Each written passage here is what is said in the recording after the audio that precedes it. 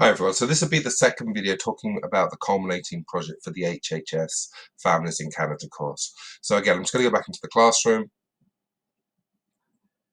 and click on our assignment. So I talked you through in the first bit, the first two sections, part one and part two. Part three is marriage philosophy. So again, this is very personal. You're talking either about your avatar or yourself. Just going through these questions. Do you see yourself marrying one day?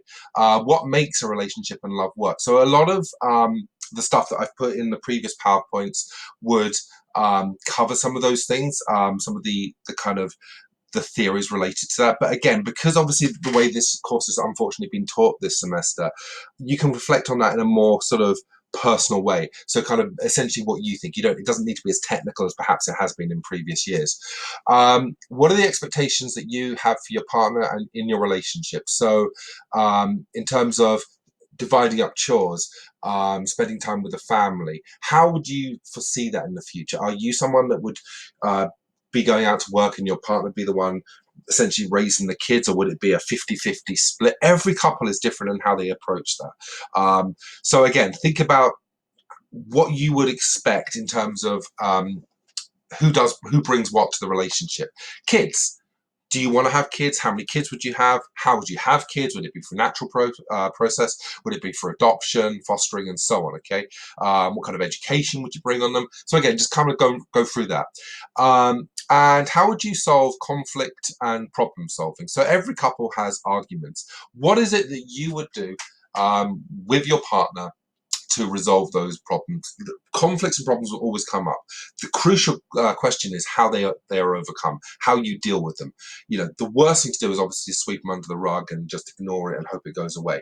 How will you confront it face on with open and honest discussions? Is it better to have an intense row and then kind of get your emotions out and then kind of sit down after you've done that? How would you deal with that?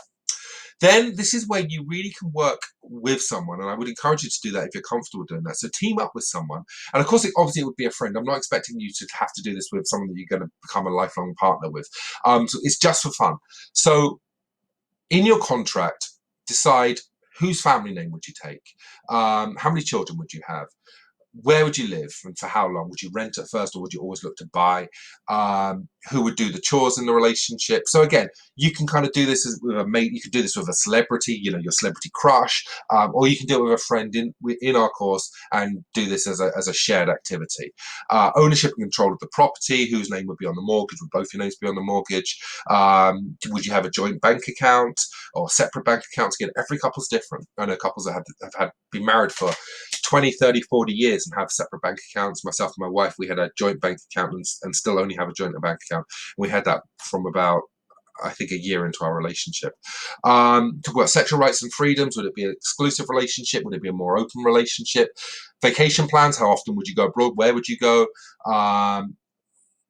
Time properties, so how much time would you spend with each other? Would you have other activities? It's always healthy to have individual pursuits in a relationship. And what other things would need to be included in the contract? So kind of what kind of respect towards religion, types of wedding, where would you go for honeymoon, all those kind of things that would need to be considered in a long-term relationship. Family planning. So again, consider how many children will your avatar have? What kind of parenting styles will your avatar use? So would they be a strict parent, a brick wall parent? Would they be compromising? So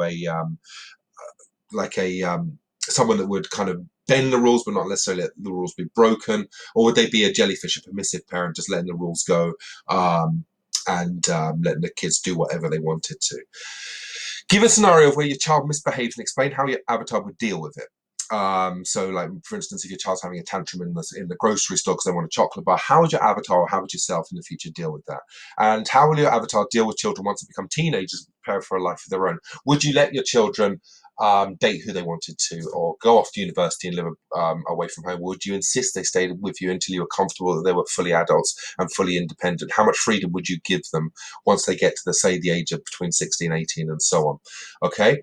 And lastly, divorce. So decide if your avatar would separate, have them face one major problem in a relationship and decide if they overcome that problem and how, or whether it ends in divorce. And if it does, break it down into these following things. What kind of separation agreements would come up?